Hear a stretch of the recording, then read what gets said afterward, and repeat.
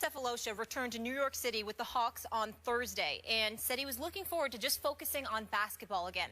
Since he was arrested by the NYPD in an April 8th incident outside of a nightclub that left him with a broken leg and ligament damage to his ankle, Sefolosha has admittedly been unable to get the episode out of his head. You hadn't decided whether or not you were going to file a civil lawsuit. Will you? We've decided to file a civil lawsuit against the city of New York, the New York Police Department, and the officers that were involved. Why?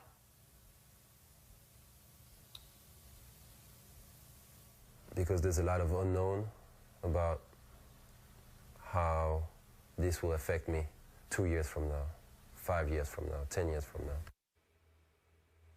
Earlier this month, he was acquitted of all charges. Stephen A., is he right to pursue this matter? He's absolutely correct, Molly, Skip. The fact of the matter is that he was assaulted. He was assaulted by a police officer in New York City. There is no way around that. We've seen some of the video, and it was, if you look at it, it was just completely unnecessary. You can point, they can point to the fact that he was a large, seeming African American, even though he's from Switzerland. He's a black man. He was wearing a hoodie. There were several police officers that grabbed him. Grabbing him is one thing.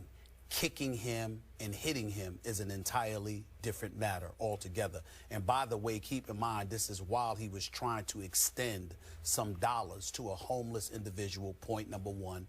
And point number two, it was while he was out with his some of his Atlanta Hawks teammates celebrating having clinched the division crown. When you take those things into consideration and the fact that at least one of his teammates was with him and he happened to be white, yet nothing happened to that individual, but somehow, some way, it happened to Thabo Sefolosha, then there is no question that raises a red flag. It raises some eyebrows, and he is completely within his right to pursue a lawsuit against the NYPD, particularly when you consider in the fact that he's just months removed from winning his case because they actually tried to file charges against him as if he did something wrong. So that definitely raised another red flag as well.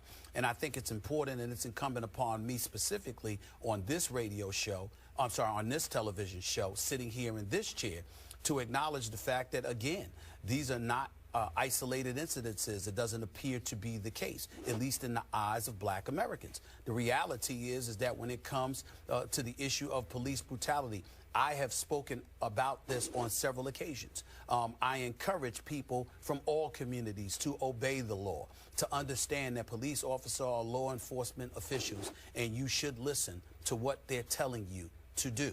You shouldn't be in their face. You shouldn't be spewing invectives or anything like that. You shouldn't be exacerbating any kind of situation, because in most instances, if not all of them, you are going to lose eventually anyway when it comes up to you going up against the law. So we have a responsibility to make sure that we're sitting up here on this television show and to remind and to encourage people that law enforcement officials are who they are, and it's their job to enforce the law. It's our job as civilized individuals to obey the law and therefore obey police officers. But it doesn't gloss over the fact, nor does it eradicate the reality that there are police officers out there who are a bit excessive, and in some instances it's been fatally so.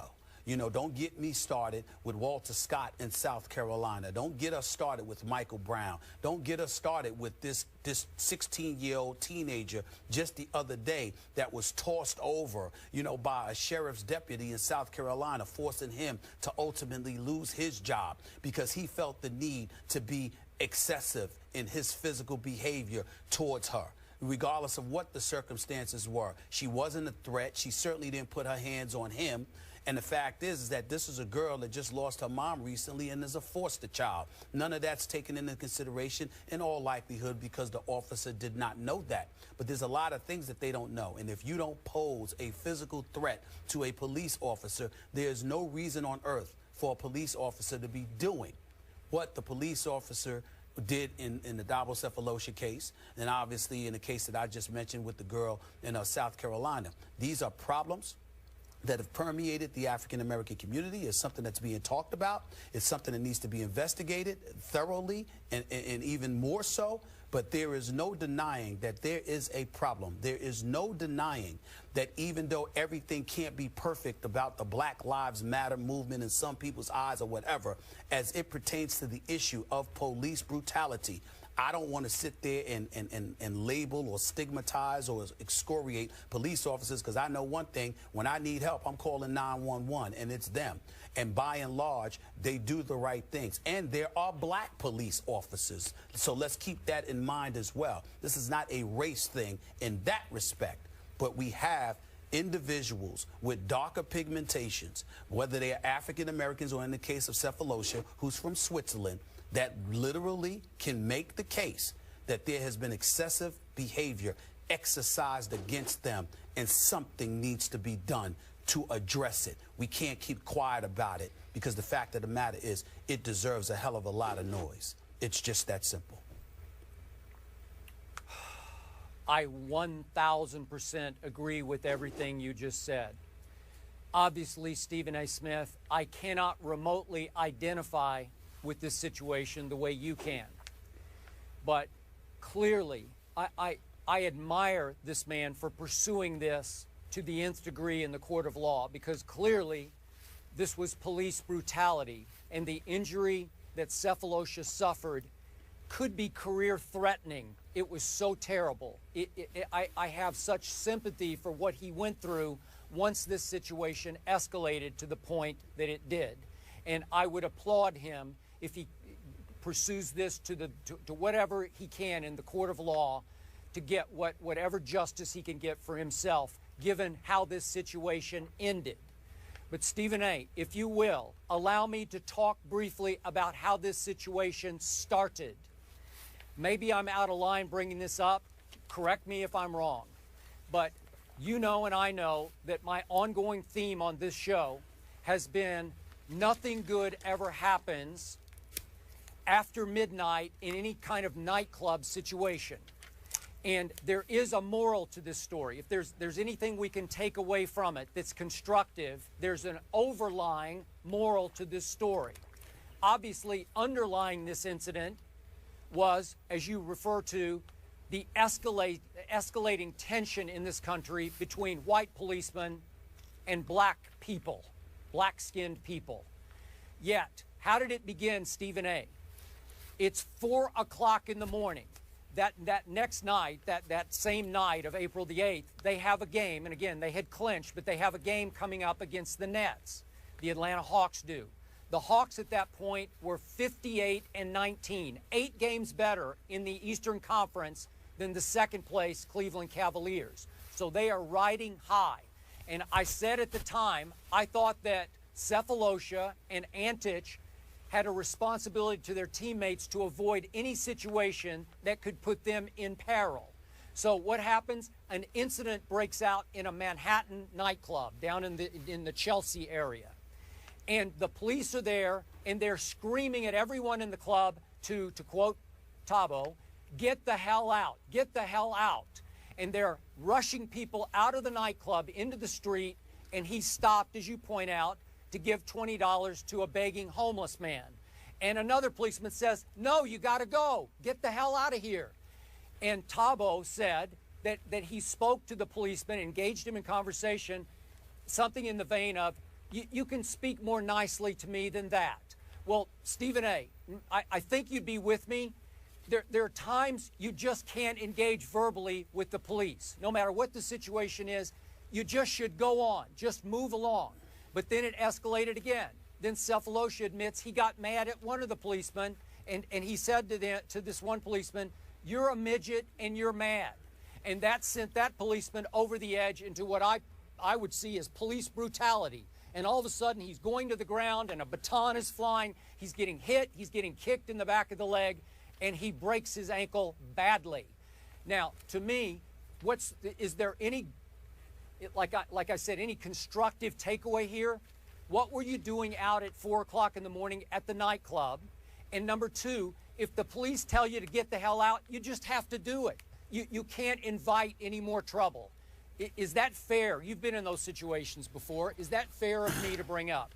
Well, it's fair of you to bring up because consistently some of these incidents happen at that particular time of night. So I definitely get where you're coming from, particularly in this day and age. There appears to be a lack of respect and an appropriate level of decorum given to authoritative figures and adults by and large. We live in a society right now where that old school mentality of respecting your elders appears to have gone out the window, where there are a lot of young adults that just don't do that. So generically speaking, or theoretically speaking, you have a point, but it's not applicable as it pertains to this Thabo Sefolosha incident in question. If you look at where he's standing, it's not just him giving to a homeless individual. I think it looked as if the person that he was with was literally lying on the ground. That's point number one. Point number two, yeah, the police officer is telling you to get out of here, but by virtue of the police officer telling you to get out of here, you have clearly been defined as somebody who is not a threat. Because if you were a threat, they would have handcuffed you, et cetera, et cetera. But clearly by telling you to get on out of here, that means they don't perceive you to be a threat because they're letting you walk away. So why would you then feel the need to gang tackle him? And while you have him down, Skip, you kick him in his ankle, and on top of it all, you hit him with a baton. Sure. What is the reason for that? So what I'm saying is that generally speaking, your point is valid. If you want to avoid trouble, it would help not to be out so late, especially in this day and age with the way young folks in our society are tending to act. The flip side is that you still can't, and I know you are not doing it, but no one can excuse what we saw from these police officers because you had already deemed him not as being a threat. So basically, because you said something to him and he said you don't have to speak to me that way and he called you a midget, that's cause to gang tackle him, kick him in the ankle, and beat him with a baton? Now, that's the point. And if you did that, and here's the key thing, Skip, if you did it with Thabo Sefolosha, who is not a threat, who you have classified as not a threat, meaning the police officers, not a threat. What are you doing to other people out there that you could conceivably sit there and say, totally well, agree. we're not sure? That's where it comes in, and that's where the police officer has to be made accountable. I'm with you. My point is, because that's operating right now, just walk away from it. It's too dangerous. I agree. I'm on your side. I'm on your side here. Don't even tempt fate, because bad things could happen. Unlawful things can happen. That was flat out police brutality. I'm with you. Once it went to the ground, all bets are off. In no way am I defending the policeman there. I'm just saying, if anyone's watching right now, please think about, don't put yourself in that situation. Try to avoid that kind of situation, because bad things happen. We agree.